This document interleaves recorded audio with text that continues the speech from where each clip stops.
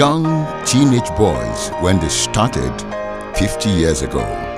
But in their interactions with one another today, they still remain boys, despite the fact that many of them are fathers and even grandfathers.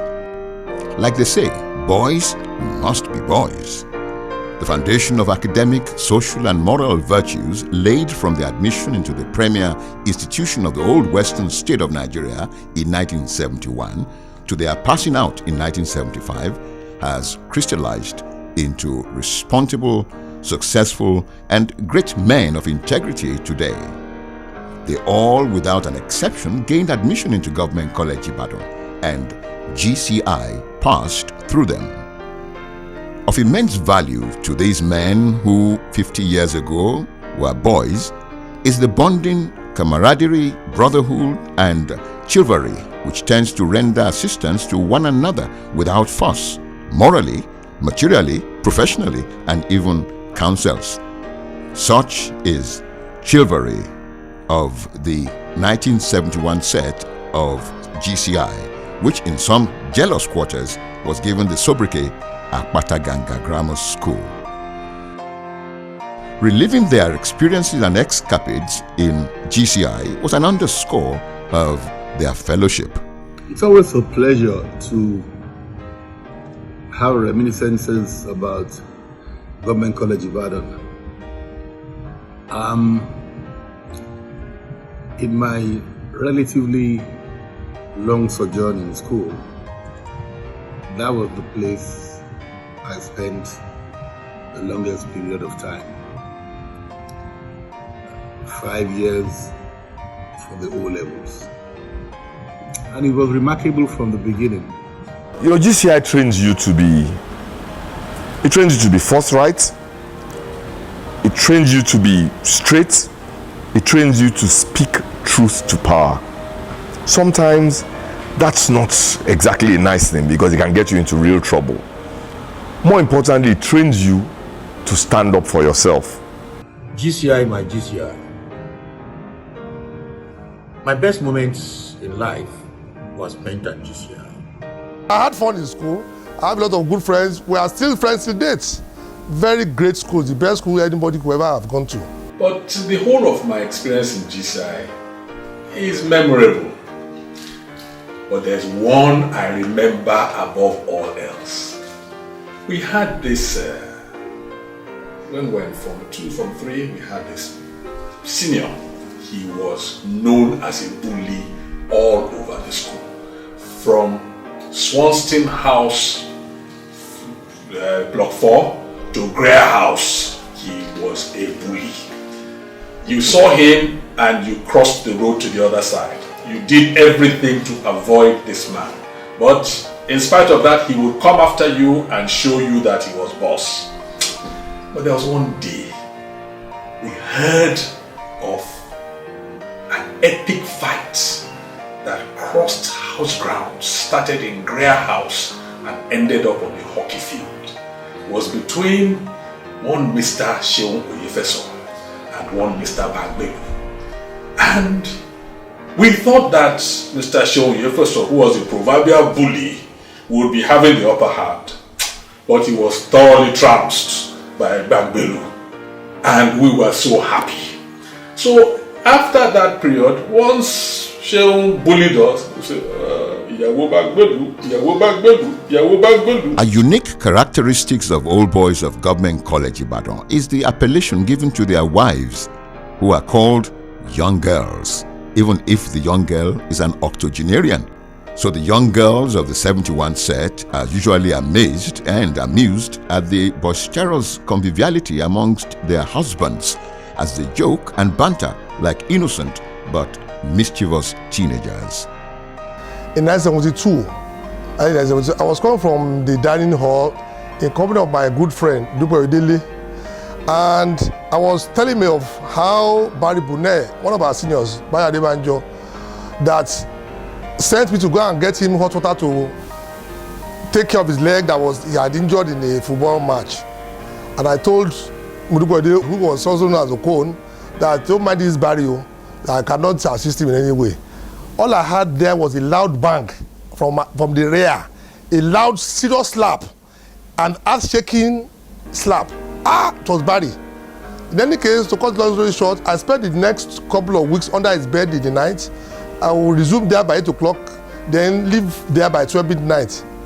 I kept on staying under the bed every night for a couple of weeks until one day, Barry himself went to Crispo, came back drunk, and he slept on the bed. He joined me on the floor under the bed. His colleagues and his mates now said that, okay, boy, just go away.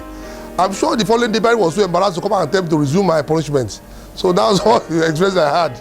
If you attended GCI and you passed out without a nickname, GCI did not pass through you. It was fun hearing nicknames like Luffy, Sumi, Okon, and lots more that time will not permit to share many more. When we entered in Form 1, the three of us were inseparable, given our shared backgrounds. And then one fateful day, we ran into Fari Eke Please of Swanson House, 1970 set. He asked for our names. He asked why we were always together. We explained to him that two of us were brothers and the third one is a very close family friend. Fari Eke Please looked at me and determined that I looked like a loaf of bread. From that day on, he gave me the name Luffy. He looked to my elder brother, who is very fair in complexion, ginger hair, pink lips, and said he looks like a bowl of soup. And from that day on, he christened him Soupy. Till today, my senior brother is still called Uncle Soups. And he looked at the third member of the trio, Femi Olutoye. His complexion is somewhere between my own dark skin and my brother's very fair skin. And he christened him Beverage.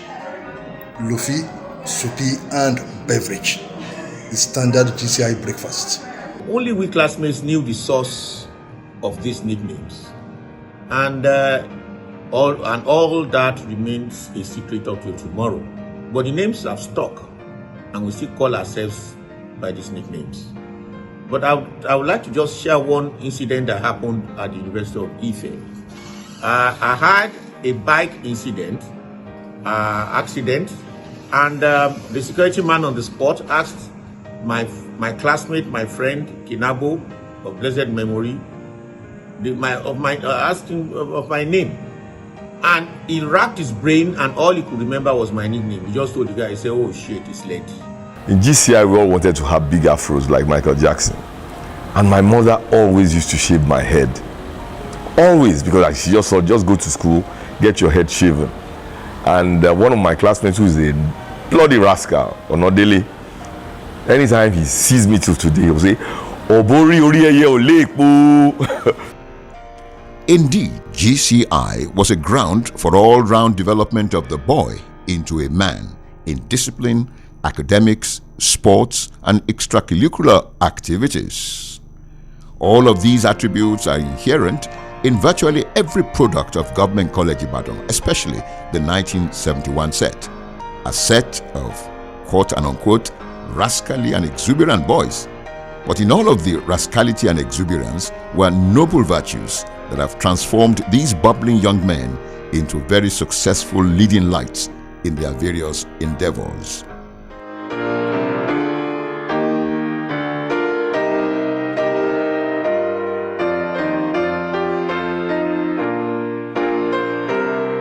If you attended Government College Ibadan and Government College passed through you, there's every likelihood that you would develop a passionate attitude to give back.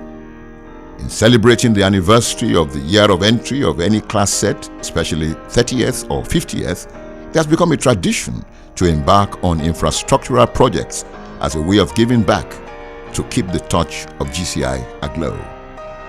The 1971 class set, which had always been giving back over the years, has embarked on a major transformation this year, 2021, to mark the 50th anniversary of its entry into GCI. A philosophy postulates that when you possess light within you, you are likely inclined to shine it externally. In this regard, Government College Ibadan will forever appreciate the 71 set for bringing light to the streets and to the school compound of this great institution. In the Holy Writ, God said, "Let there be light," and there was light. The light came through God's supernatural power and not through any generator. In consequence, by tapping into God's supernatural solar power, the GCI 1971 class declared, "Let there be light on the streets of GCI school compound," and indeed, there was light.